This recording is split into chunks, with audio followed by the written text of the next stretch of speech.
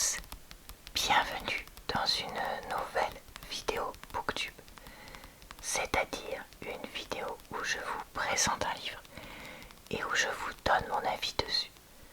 Aujourd'hui, nous allons parler du très gros roman La famille Han de Min Jin Lee.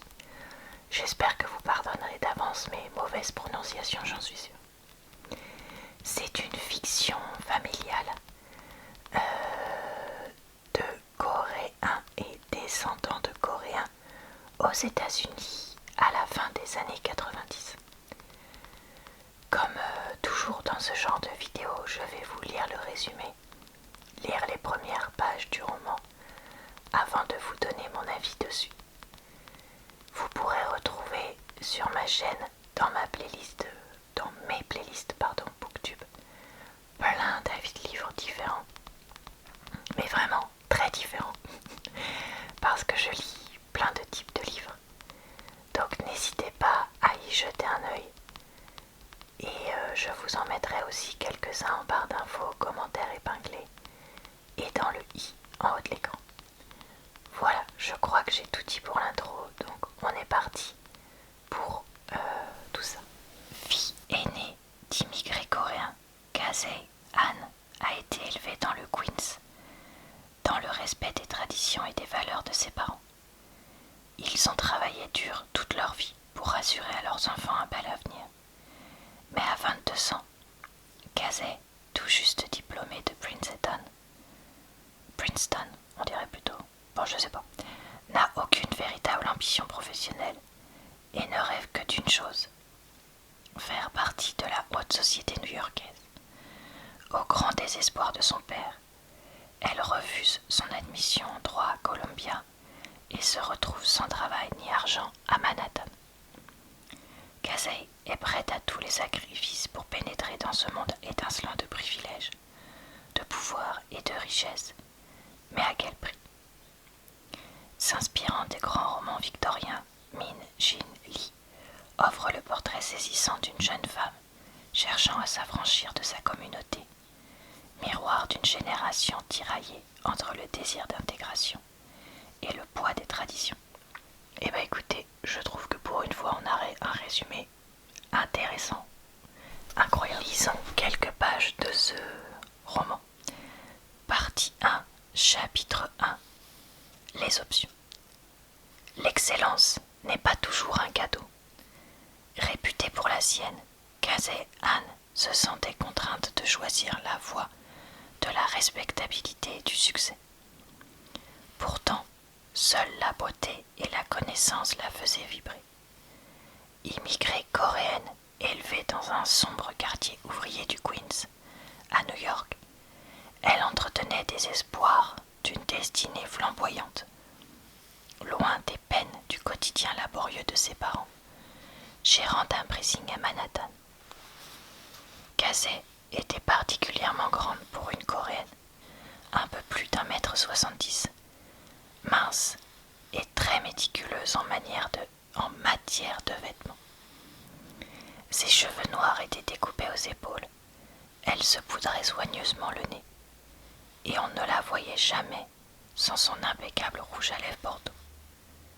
Par souci d'économie, elle gardait ses lunettes à la maison et à l'extérieur portait des lentilles pour compenser sa myopie. Sans se trouver jolie, Kazei savait qu'elle n'était pas dénuée de charme, un brin de sensualité dont elle pouvait tirer parti. Elle admirait la pudeur et méprisait celle qui déployait trop d'efforts pour se donner l'air sexy. Pour une jeune femme de seulement 22 ans, Kazei Han collectionnait un nombre impressionnant de théories sur la beauté et la sexualité. Mais pour l'essentiel, sa philosophie reposait sur un principe simple. L'élégance prévaut sur le faste.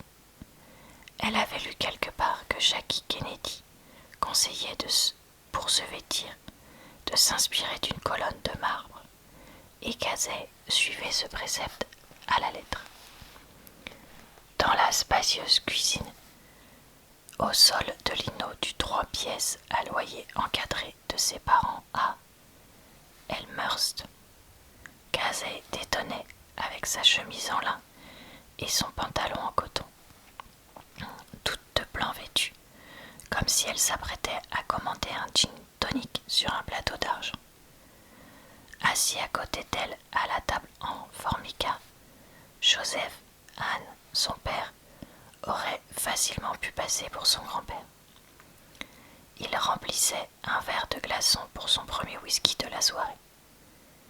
Il était rentré 1 heure plus tôt, après avoir consacré son samedi à trier du linge sale au pressing de Sutton Place, qu'il gérait pour le compte de M. Kang, un Coréen aisé propriétaire d'une douzaine de succursales.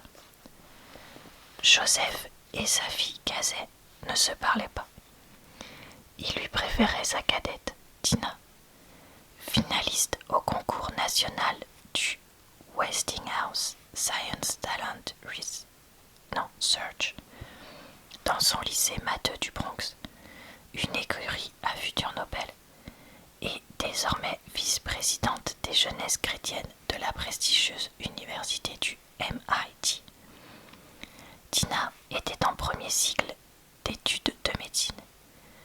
Beauté coréenne traditionnelle, elle était le portrait craché de leur mère. Léa, justement, s'affairait au fourneau pour leur premier repas en famille depuis des mois, tout en fredonnant des hymnes religieux, pendant que Tina éminçait les oignons verts. À tout juste 40 ans, les cheveux qui tombaient en franges sur son front pâle et lisse grisonnaient déjà. À 17 ans, on l'avait mariée à Joseph, un ami proche de son frère aîné, alors âgé de 36 ans. Casey avait été conçue pendant leur nuit de noces et Tina était née 2 ans plus tard. C'était un samedi soir de juin. Une semaine s'était écoulée depuis la remise des diplômes de premier cycle universitaire de Casey. Elle revenait de ses 4 ans à Princeton avec une diction raffinée, un handicap enviable au golf, des copains fortunés, un petit ami populaire et on ne peut plus américain, une passion secrète d'agnostic pour la lecture de la Bible et une mention bien en économie. Mais elle rentrait à la maison sans promesse d'embauche et avec un certain nombre de mauvaises habitudes. Voilà, je m'arrête là pour mon extrait lecture. Alors, qu'ai-je donc pensé de ce roman? Je l'avais pris un peu par hasard à la bibliothèque, voyant qu'il avait un logo coup de cœur. Je me suis dit, bon, est-ce que ça peut m'intéresser, une saga familiale comme ça? Avec moi, c'est qui tout double ce genre de roman. C'est soit je m'intéresse au personnage et je le dévore, soit il m'énerve et j'aime pas. Eh bien, je dois dire que j'ai vraiment bien aimé ce roman. Alors, c'est pas un roman facile à lire, parce que beaucoup de thèmes abordés sont assez difficiles. On a des thèmes comme la difficulté des relations familiales, le côté ultra traditionnel de certaines familles en général, le côté ultra chrétien de certaines familles en général, le poids des traditions, la difficulté de se faire comprendre et respecter par ses aînés, les difficultés de relations entre sœurs, l'addiction au jeu, la difficulté de trouver un travail, la difficulté de trouver ce qui nous plaît, enfin, énormément de sujets sont abordés et je trouve qu'ils sont abordés de façon intéressante parce que l'avantage dans ce roman, c'est qu'en fait on va suivre essentiellement Casey, mais en même temps un petit peu les autres membres de sa famille et amis. Et donc ça permet d'éviter que tout arrive aux mêmes personnes. C'est-à-dire que par exemple ça va être tel ami qui va divorcer, telle personne qui sera dans une relation d'adultère, telle personne qui sera accro au jeu, etc., comme je vous disais. Et ça paraît beaucoup plus réaliste comme ça. Et surtout, le livre est très long. Et l'histoire se passe sur plusieurs années. On récupère Kazé, comme vous l'avez vu, juste après un diplôme. Et en fait, on va la suivre quand elle va travailler, puis reprendre ses études, etc. Et en fait, on ne sait jamais vraiment ce qu'elle va faire parce qu'elle-même ne le sait pas. Elle-même est complètement perdue. Et je me suis sentie, même si je n'ai pas grandi dans les mêmes années, je suis plus jeune entre guillemets, je trouve que les thèmes abordés de faire des études pour faire des études ou pour satisfaire ses parents, mais en même temps on a besoin de faire des études, etc., sont intéressants. Il y a aussi tout un sujet autour des classes sociales qui est assez intéressant et en fait je sais pas comment dire, mais ce livre, les 50 premières pages, j'ai eu un peu de mal parce que voilà, il y a une altercation entre certains membres de la famille qui est un peu difficile. Mais en fait, après, je me suis retrouvée complètement plongée dans le livre et bah voilà, je l'ai lu avec vraiment plaisir. Kazé est parfois insupportable et ça, j'ai trouvé ça vraiment bien parce que c'est un personnage qui fait vraiment vrai, avec ses points positifs et ses défauts. Par exemple, elle a un gros problème de dépenses et d'endettement à cause des achats en lien avec les vêtements, etc. Et je trouve que tous les personnages, justement, font réel. Parce que même le plus merveilleux des personnages et le plus pur, finalement, a des choses à qui il arrive ou finit par faire des choses mal, si je peux dire, comme le commun des mortels. Enfin voilà, c'est vraiment un livre intéressant. Après, est-ce que c'est un livre où on en sort avec des réponses? Pas vraiment. C'est le genre de livre, vous savez, où il y a plein de pistes, plein de choses qui se passent.